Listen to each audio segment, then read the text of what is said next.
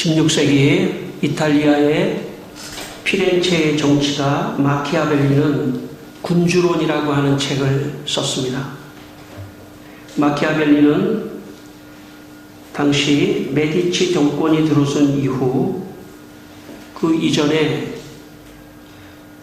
정계에서 물러났는데 쫓겨났는데 메디치 정권이 들어선 이후 정계에 다시 복귀하기 위해 메디치 정권에 아부하는 그런 심정으로 군주론을 바쳤습니다. 그러면서 메디치가 이탈리아를 해방하는 군주라고 메디치를 지켜 세우며 아부를 했습니다. 그는 그 책에서 이렇게 말을 했습니다. 오랜 세월을 지나 마침내 구원자 메디치를 찾아낸 지금 이탈리아는 이 기회를 절대로 놓쳐서는 안 된다. 외국인의 침략으로 고통받는 이탈리아의 모든 지방에서 그 구세주가 얼마나 열렬한 사랑으로 받아들여질 것인지, 어떤 불타는 복수심으로 또 얼마나 확고한 충성심과 헌신과 많은 눈물로 맞아들여질 것인지 나의 펜으로 표현하기에는 역부족이다. 이 사람 메디치에 반대하여 닫혀질 성문이 있을 것인가? 어떤 민중이 그에 대한 순종을 거부할 것인가? 어떤 질투심이 그의 길에 맞설 것인가? 어떤 이탈리아인이 그에 대한 경의를 거부할 것인가? 그렇게 말하며 군주론 전체를 메디치에게 바치며 자기가 다시 정계에 나갈 수 있도록 기회를 달라고 그렇게 아부를 했습니다. 그러나 결국 마키아벨리의 계획대로 되지 않았습니다. 메디치는 마키아벨리를 정권에 복귀시키지 않았습니다. 그의 계획이 틀어진 것입니다. 인생을 살다 보면 내가 계획한 대로 모든 것이 다 이루어졌으면 좋겠지만 내가 계획한 대로 이루어지지 않는 것이 어쩌면 인생입니다. 그것이 현실입니다. 물론 내가 계획한 대로 이루어지는 경우도 있지만 내가 계획한 대로 이루어지지 않는 경우도 더 많이 있습니다. 그러므로 우리 인생은 내가 혹시 계획할지라도 내 계획을 하나님께 맡기며 하나님의 계획 속에서 살아가는 인생이 더 지혜로운 인생이며 또 그 결과가 더 좋을 수 있습니다. 잠언 16장 9절 말씀에 사람이 마음으로 자기의 길을 계획할지라도 그의 걸음을 인도하시는 이는 여호와 신이라고 말씀하셨습니다. 우리는 우리의 길을 계획하면서도 하나님께 모든 것을 맡기며 하나님께 걸음을 인도해 달라고 기도를 해야 합니다. 그러면 내가 계획한 것보다 더 좋은 길로 하나님께서 인도를 해 주실 것입니다. 여러분의 모든 인생의 계획은 무엇입니까? 이 시간 여러분이 작건 크건 간에 여러분이 또 소망하는 계획이든 어떤 계획이든 그 계획을 하나님께 다 맡기는 이 시간이 되기를 바랍니다. 그래서 내 계획을 하나님, 내가 고집하지 않고 내 계획을 하나님께 맡겨드립니다. 하나님께서 내가 계획한 것에 10배, 100배로 선하게 인도해 주십시오. 그렇게 여러분의 계획을 하나님께 맡기는 이 시간이 되시기를 바랍니다. 오늘 본문 6절과 7절 말씀을 다시 한번 읽겠습니다. 오늘 본문 6절과 7절입니다.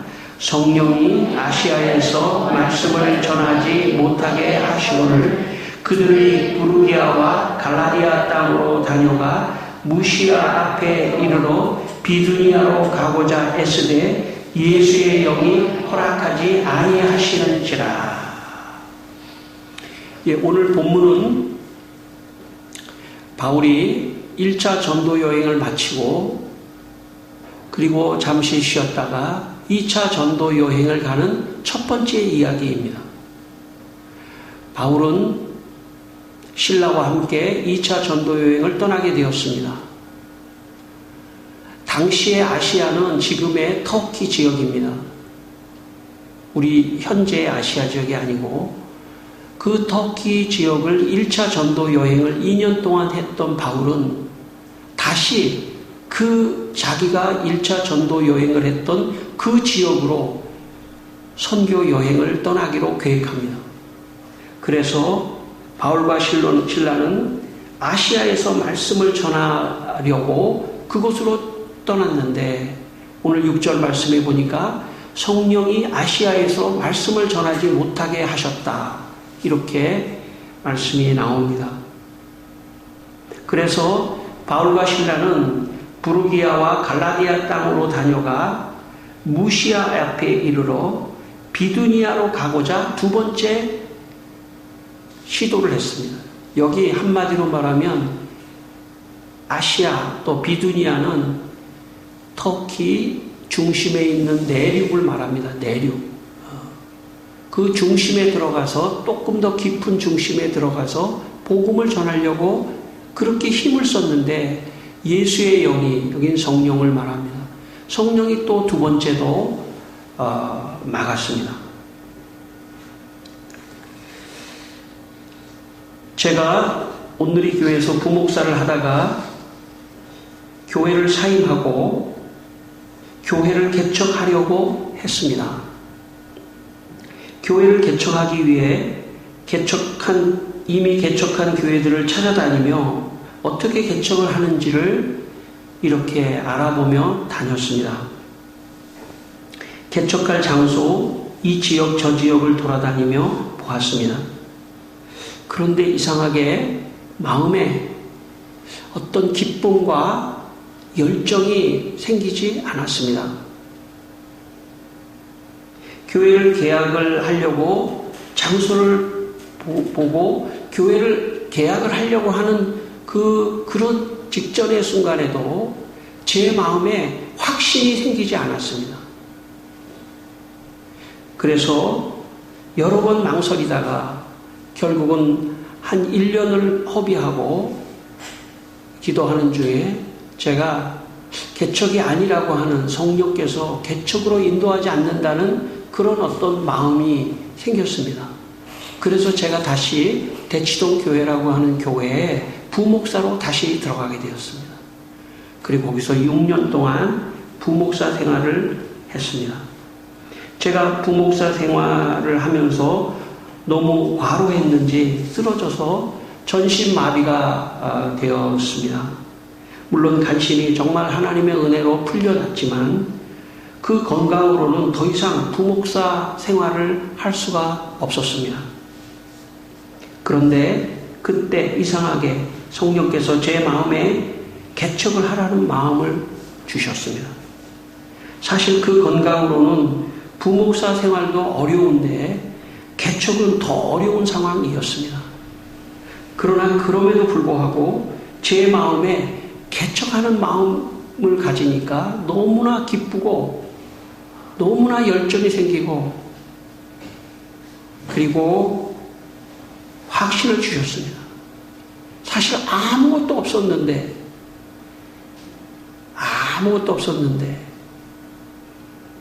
이상하게 기쁘고 열정이 생기고 확신이 생기고 그 하나님만 의지하고 가면 될 것이다 라고 하는 믿음이 생겨서 창문교회를 개척하게 되었습니다. 개척에 대한 내 계획과 성령의 계획은 달랐던 것 같습니다. 성령의 계획대로 인도함을 받으니까 더 어려운 여건 속에서도 창문교회를 개척할 수 있었습니다. 그리고 여기까지 올 수 있었습니다. 내 계획대로 인생을 살아가는 것에 대한 특징이 있다면 내 계획이 이루어지고도 불안한 것입니다. 제가 어떤 그 프로에서 어떤 연예인이 하는 말을 제가 들었는데 자기가 막 성공하고 잘 되면 될수록 불안하더라는 거예요. 이렇게 잘 되다가 화가 안 되면 어떡할까?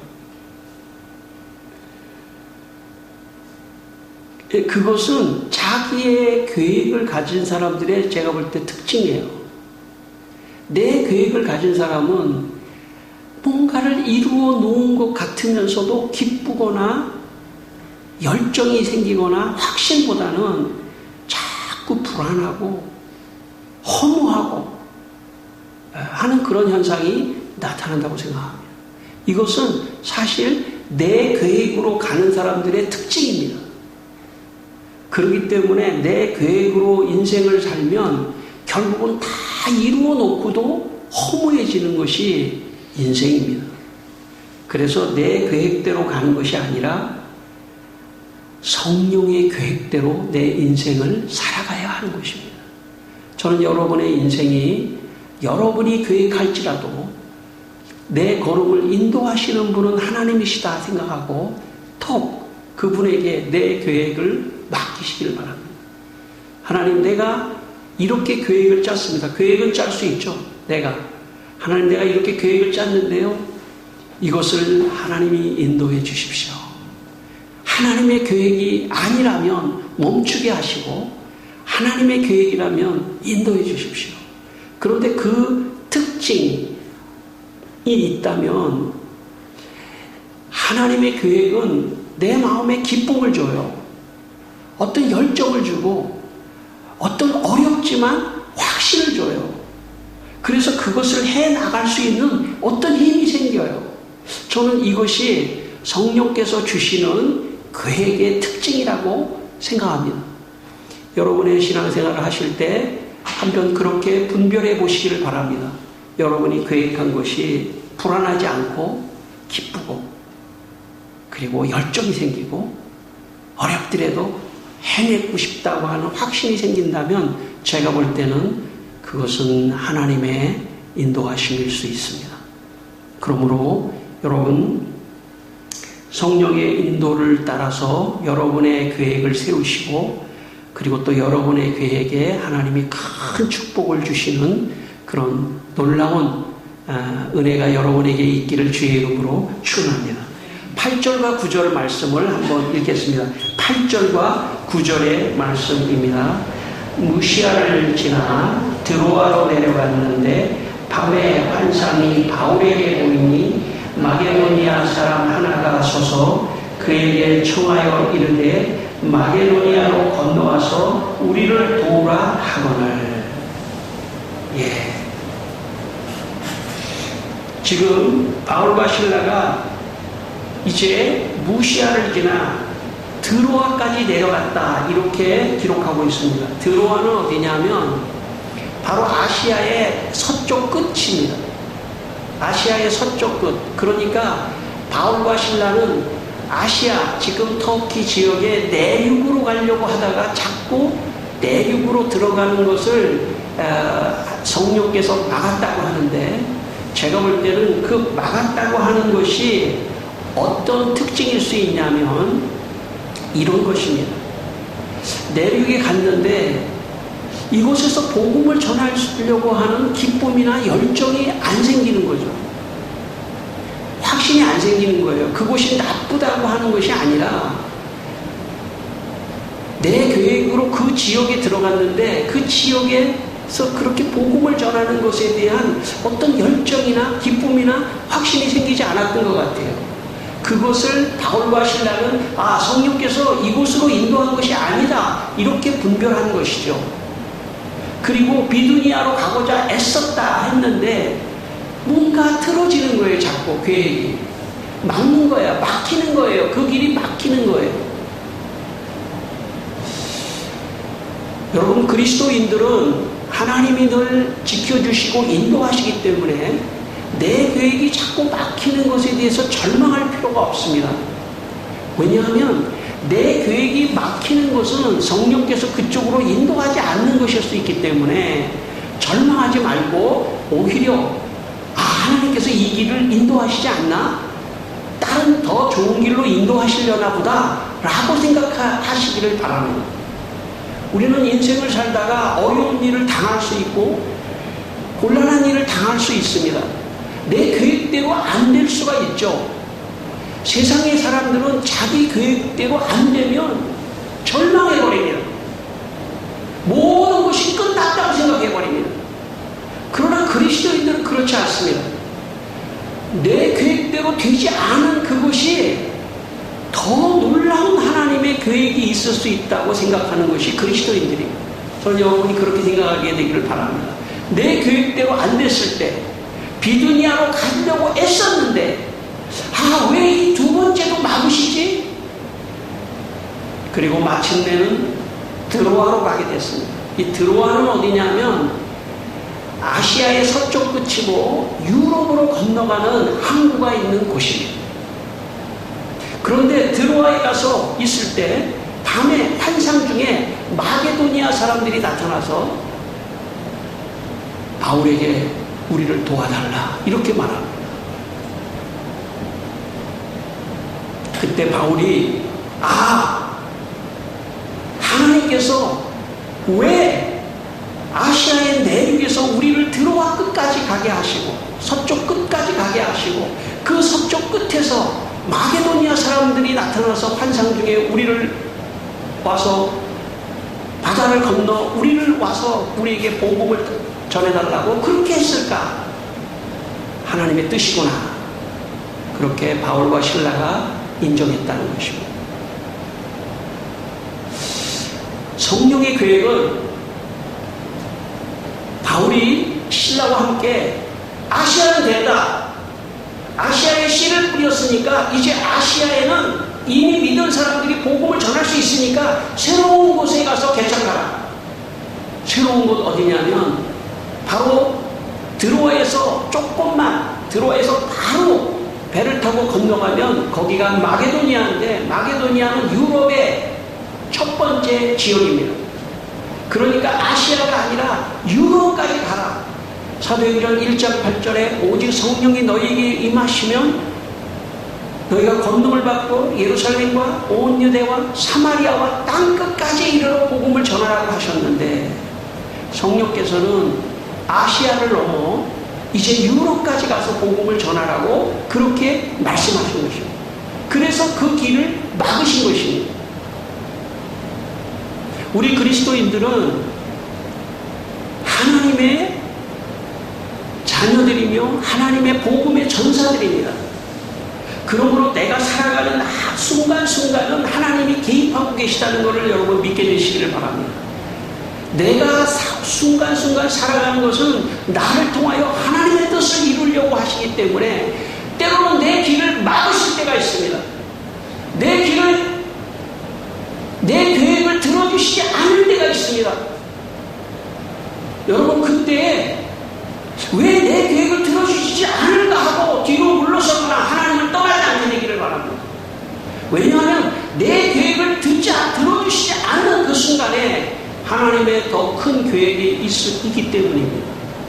그 음성을 듣고 그 길로 가는 사람, 그게 바울입니다. 그 바울이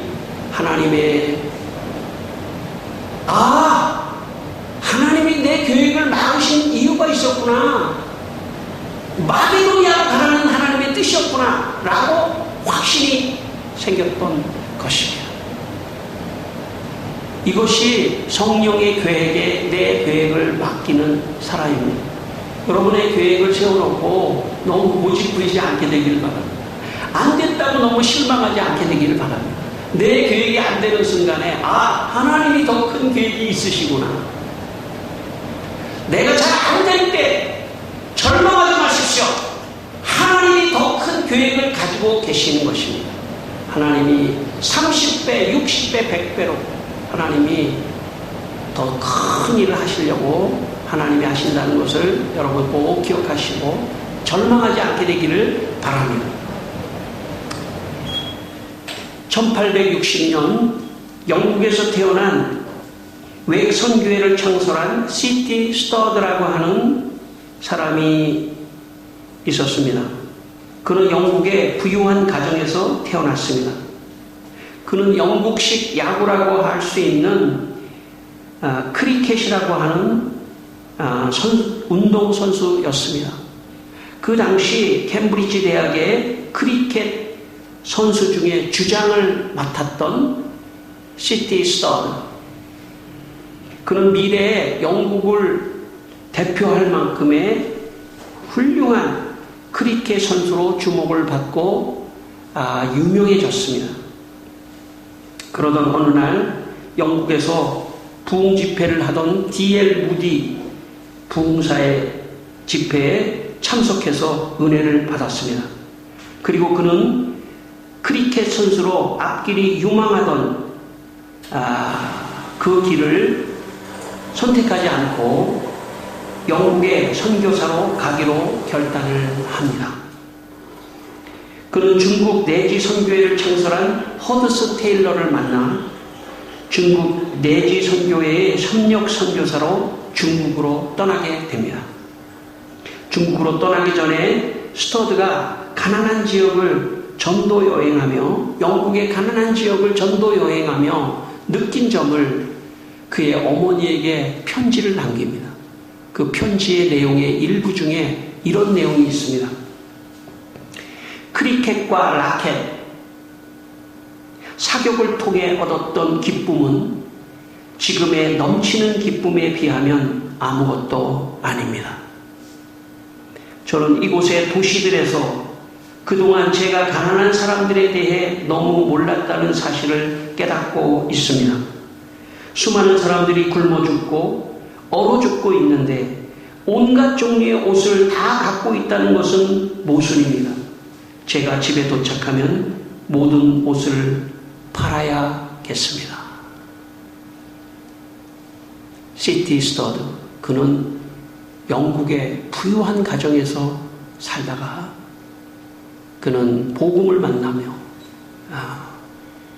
그리고 중국으로 선교사를 떠납니다. 시티 스터들은 중국의 사람들이 자기를 선교사로 와달라고 하는, 마치 마게도니아 사람들이 바울에게 우리를 와서 복음을 전해달라고 하는 것처럼 그 음성을 듣고 크리켓보다는 중국을 선택합니다. 그리고 자신의 마음에 더 큰 기쁨이 생겼다고 시티 스터드가 말합니다. 여러분, 인생에 가장 기쁜 일은 복음을 위하여 살아가는 것입니다. 여러분의 하루하루의 삶은 무엇을 위하여 혹시 살아가십니까?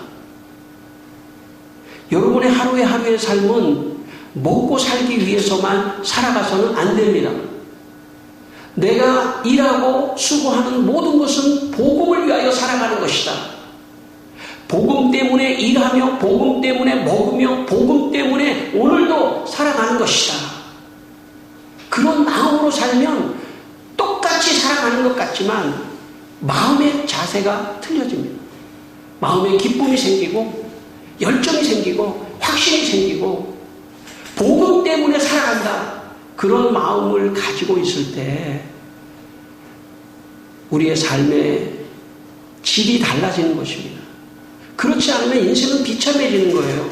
그렇지 않으면 인생은 그냥 먹고 살기 위해서 너무나 힘든 인생을 살아가게 되어 있습니다.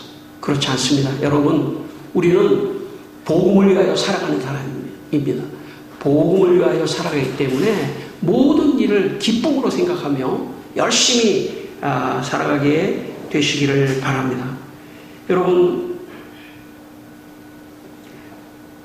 복음에 흥분했던 바울과 실라는 바로 이 마게도니아로 건너가게 됩니다.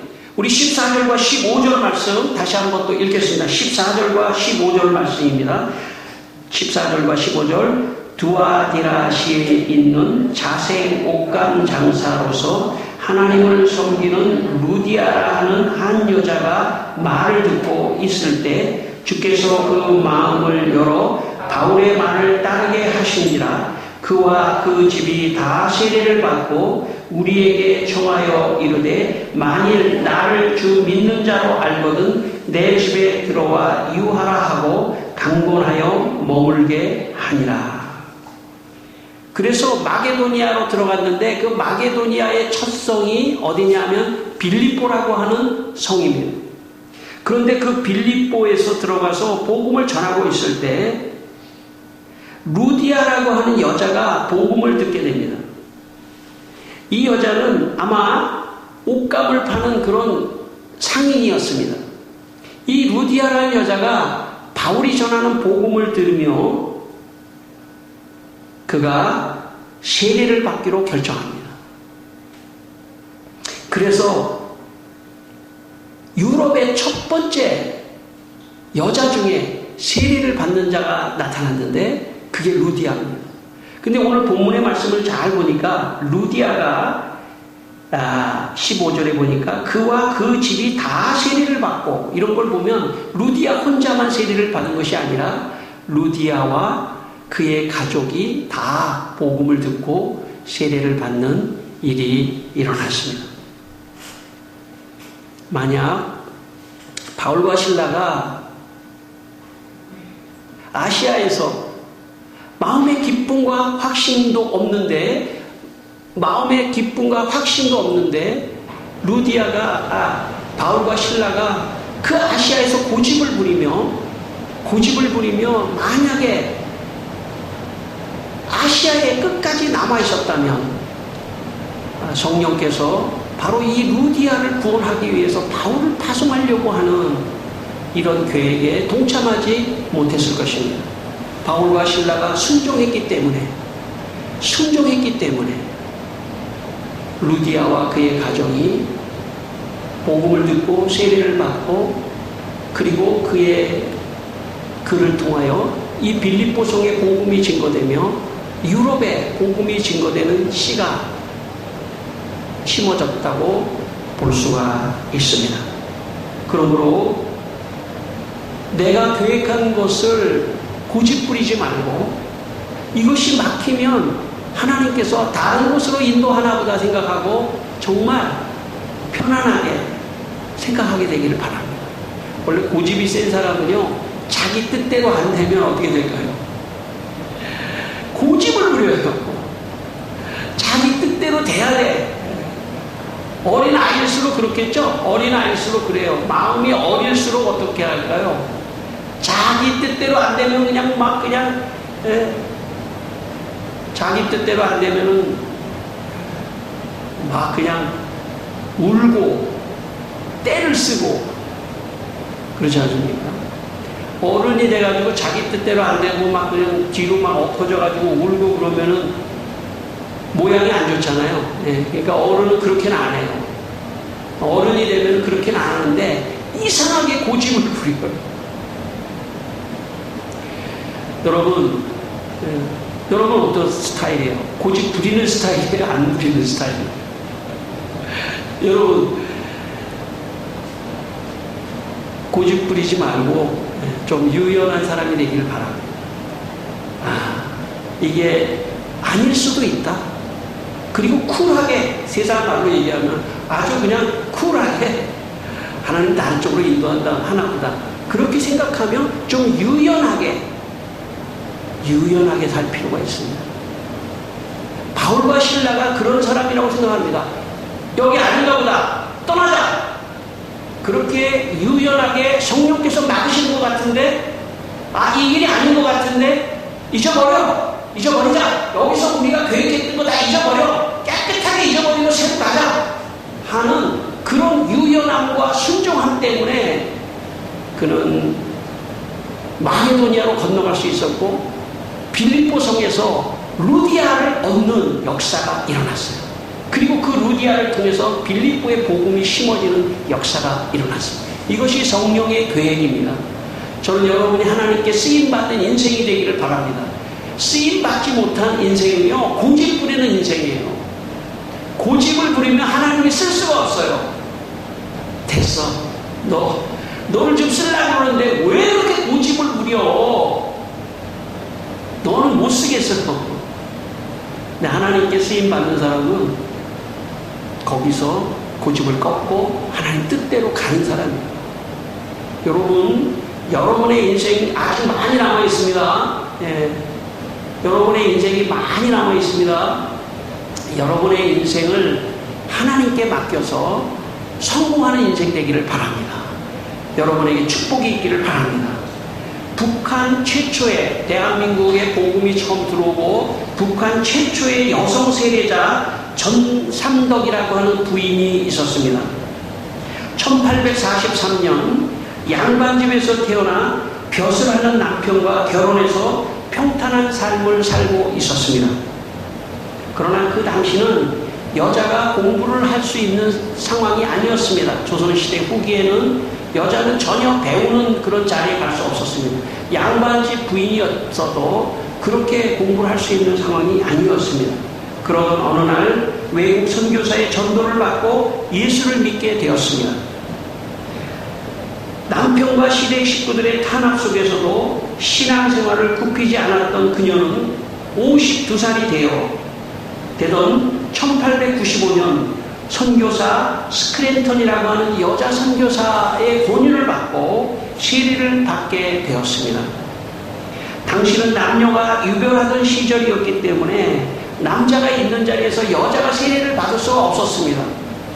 그래서 대한민국, 한국 최초의 조선 이 시대 최초의 기이한 세례 풍경이 생겨났는데 휘장을 쳐놓고 휘장에 구멍을 하나 낸 다음에 머리가 들어갈 만큼의 구멍을 낸 다음에 그 휘장에서 머리만 들이밀고 거기서 세례를 받은 일이 있었습니다. 세례를 받은 전삼덕 하나님의 말씀을 들으며 깨어나기 시작했습니다. 교육적으로 깨어나기 시작했습니다. 그리고 결국은 전삼덕은 아마 그 동네 이름이 왁세물이라고 하는 동네가 좀 이상한 이름이지만 왁세물이라고 하는 곳에 교회도 세웠습니다. 이 여자가 좀 부유한 가정이 있었기 때문에 교회도 세우고 학교도 세웠습니다. 그리고 여자 아이들을 이 학교에 들어오게 해서 무료로 이 여자 아이들을 교육했습니다. 후에 이 여자 학교에서 교육을 받은 사람들이 여성 지도자가 되고 그리고 교회에서 복음을 받은 사람들이 교회에 나와서 왁세물 교회가 부흥하는 그런 일이 있었습니다. 저는 이 전삼덕이라고 하는 이 여자는 조선의 루디아다고 생각합니다. 루디아는 성경에서 더 이상 나오지 않지만 분명히 루디아도 빌립보 지역에 큰 역할, 복음의 역할을 했다고 생각합니다. 성도 여러분, 저는 우리 모두를, 여러분 각자를 지금 이 시대의 루디아라고 생각합니다.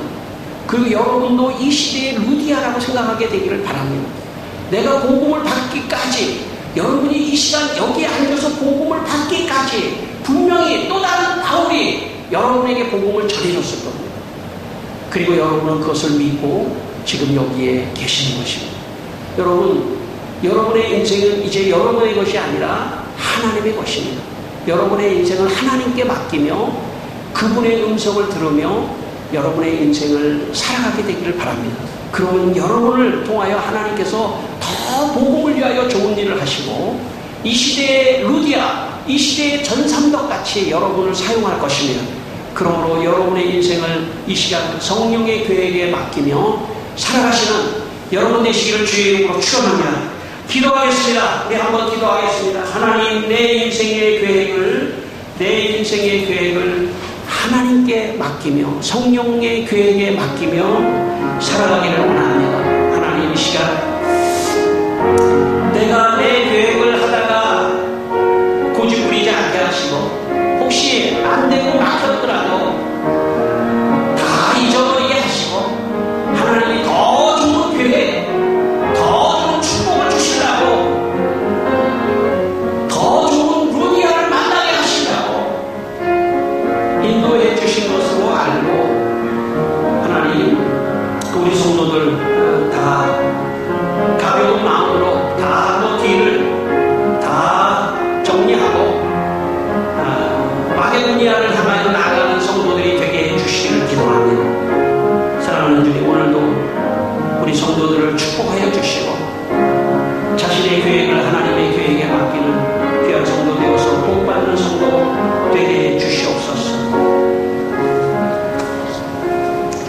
아버지, 이 시간 우리 성도들에게 성령을 충만히 부어주셔서 자기의 계획으로 인생을 살지 말게 하시고 성령의 계획으로 인생을 살아서 복음을 전하고 또 하나님의 축복을 많이 받는 인생이 되게 하여 주시옵소서. 예수님 이름으로 기도드리옵나이다. 아멘.